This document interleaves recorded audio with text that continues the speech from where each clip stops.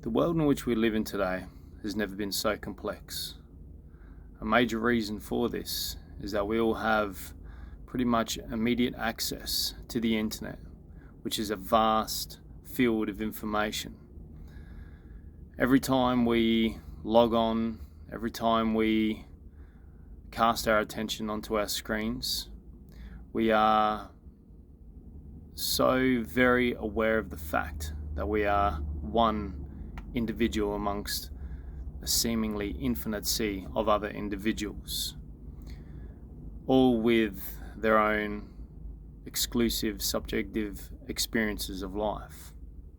This in itself makes humans hyper aware of themselves and thus increases one's self-consciousness to degrees we've never actually experienced as human beings before.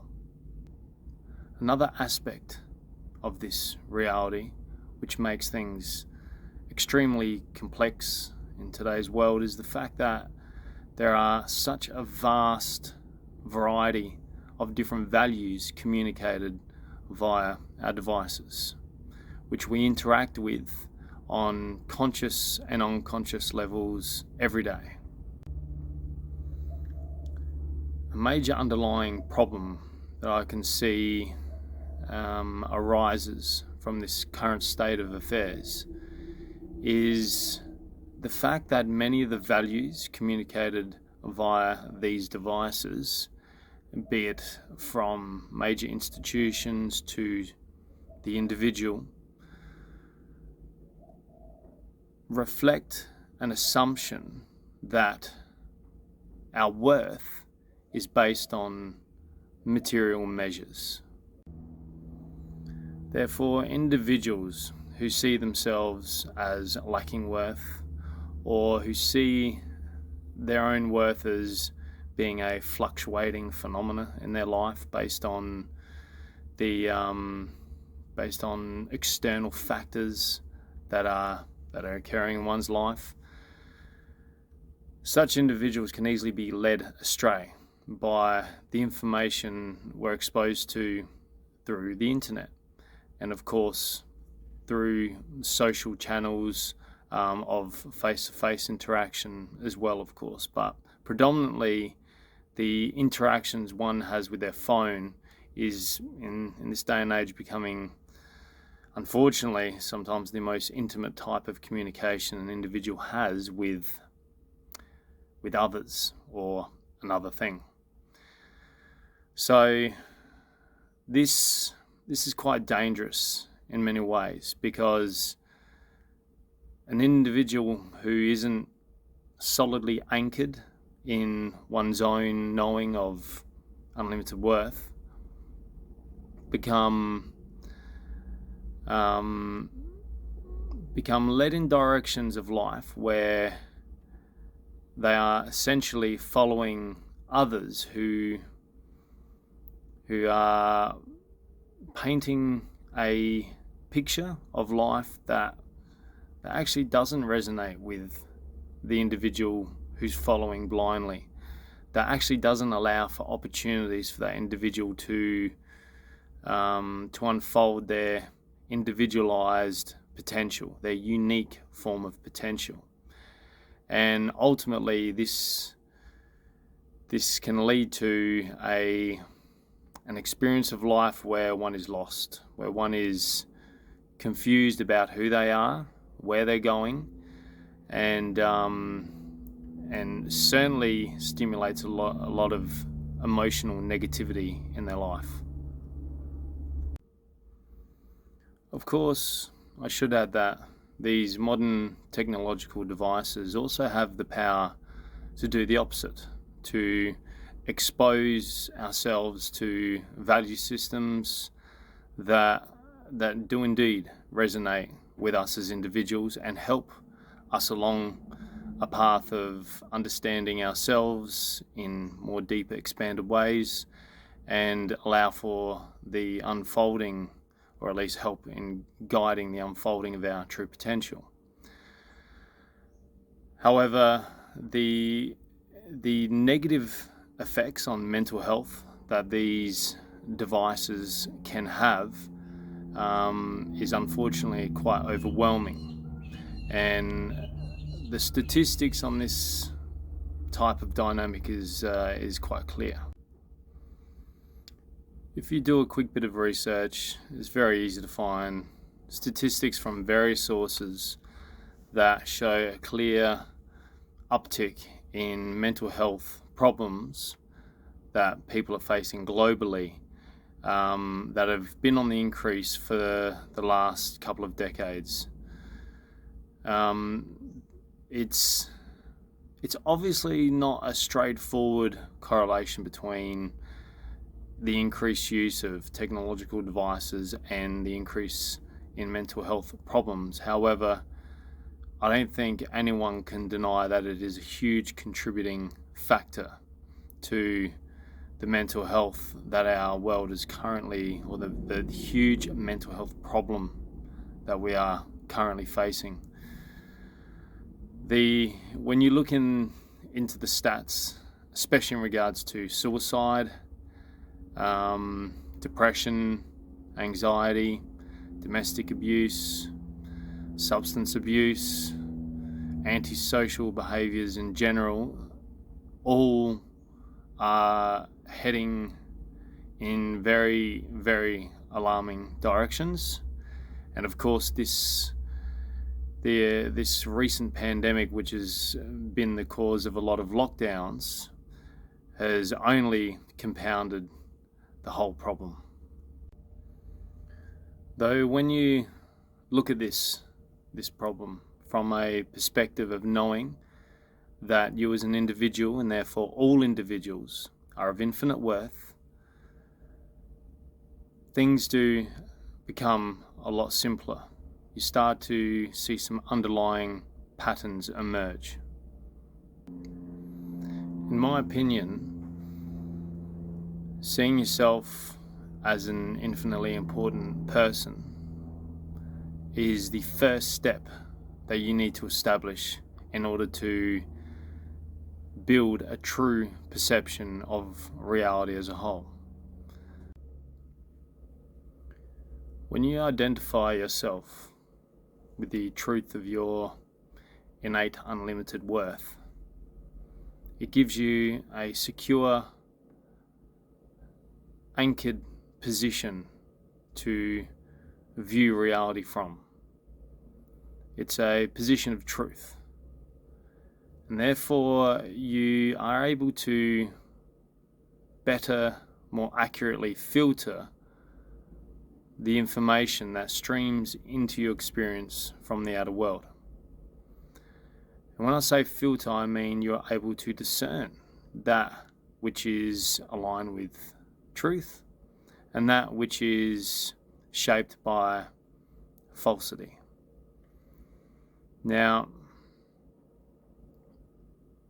it has been very clear to me that a lot of the information that is foisted on my viewpoints and the way I look at life, which is communicated via these screens, many of the viewpoints, the values, and therefore the underlying philosophical beliefs are based on a solid falsity that many of us live our lives by, and mainly unconsciously.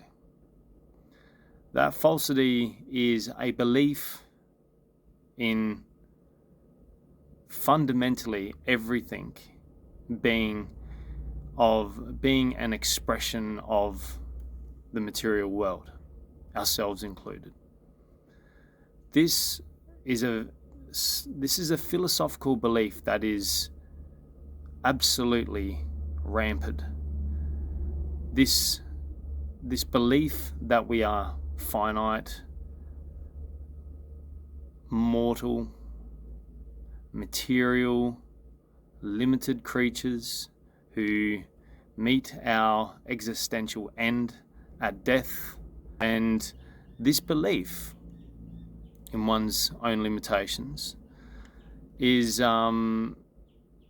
it is unfortunately the source of much of the sickness humans experience today, both psychologically, spiritually, and physically.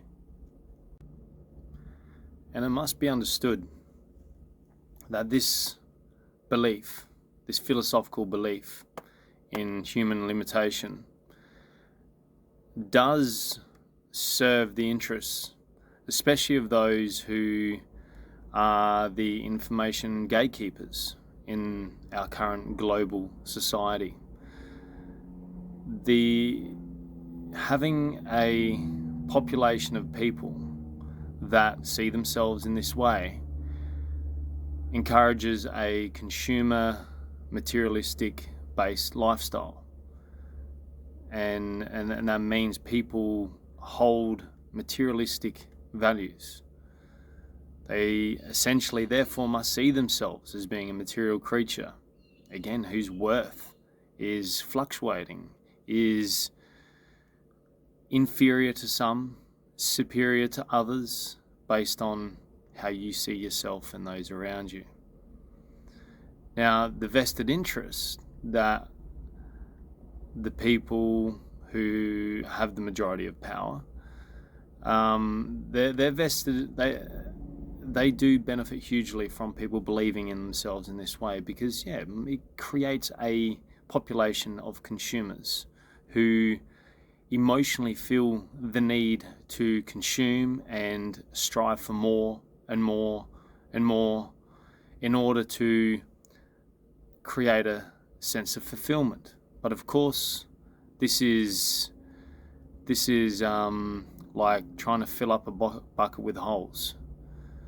It's never going to hold. Maybe temporarily, but before you know it, you're back needing, wanting, desiring more, based fundamentally on how you see yourself. This, of course, equates to huge profits that individuals make. And I'm not actually pointing fingers here and saying that that's necessarily a bad thing, because a lot of the gatekeepers of information and the people with most of the power in the world are really responding to the behaviors of the masses. And those behaviors, like I just mentioned, are a reflection of how the individuals see themselves. So we get a reciprocating pattern of individuals who want more based on a false sense of limited worth, and we have suppliers that will continue to supply as long as the demand is there. So this is not a pointing fingers at people to blame type situation. This is about, as an individual, starting to see yourself in the light of truth. I've spent a lot of time talking about the negative impact on viewing oneself as a material creature living in a fundamentally physical material world, and how holding that as your most foundational viewpoints and therefore makes up your value systems in life, how that can absolutely lead to a downward spiral towards, well, it's immense suffering, essentially. But of course, we need to balance this conversation with the fact that we are, to an extent, material creatures, and we do meet the end of our experienced embodied life as this person at the end of our lives. And of course, we all do depend on material possessions and material factors in order to live the best possible life we can. That is absolutely no doubt. I mean, without balancing your value system on material and immaterial influences, then you simply haven't got balance in life. The key to knowing how to get this balance right, though, is knowing that the value system that you internally hold must prioritize immaterial, metaphysical values towards oneself first and foremost, which is another way of saying you are of infinite worth and value, and that fact resides at the center of all expressions of life. Starting with the immaterial side of reality, which I view as the beginning of truth. That's where you find truth and can take that truth into a materialistic view of the world, in a sense. That is when you can strike that balance. It is really about making sure your hierarchy of values place your own unlimited worth at the very top. That is the beginning of you seeing yourself in the world in the light of truth. Knowing the truth of your boundless worth sets you up to interact with this material world in a much more playful way. It allows you to interact with others, interact with your devices, interact with the world in a much lighter, weightless manner. It allows you to experience freedom in ways which you couldn't previously perceive the opportunities for freedom. Because freedom is found within bounds. It is found within a structure of order. This knowing of your infinite worth therefore helps you, like I said before, filter. It helps you ignore information that you can see is trying to influence you in directions that simply do not resonate with the truth of your own worth. And therefore, it helps you stay focused on and attract information that does resonate with the truth of your worth. So it's not that you want to stop interacting with the material world at all. Quite the opposite.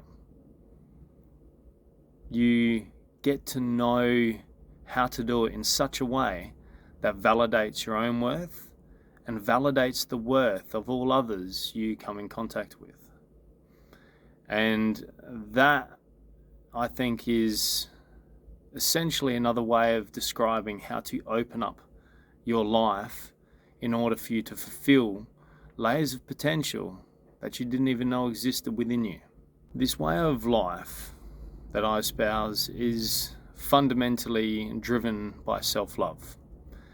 It is driven by a reciprocating internal love that you have for your nature. You become a beacon of love. You become a source that other people find comfort in being around. You emanate that sense of security and confidence and calmness that, based on knowing everything always has been and always will be perfect and okay. Even when everything is hitting the fan all around you, the walls are coming down, you will be that anchor. You will be that unmovable, untouchable presence that abides in one's knowing of infinite worth. So that self-love is the center that your whole potential, your whole experience of life will flow from. And it's It's that relationship that we want to develop and nurture in meditative practices related to what you will come across here on this platform of Infinite Worth Meditation.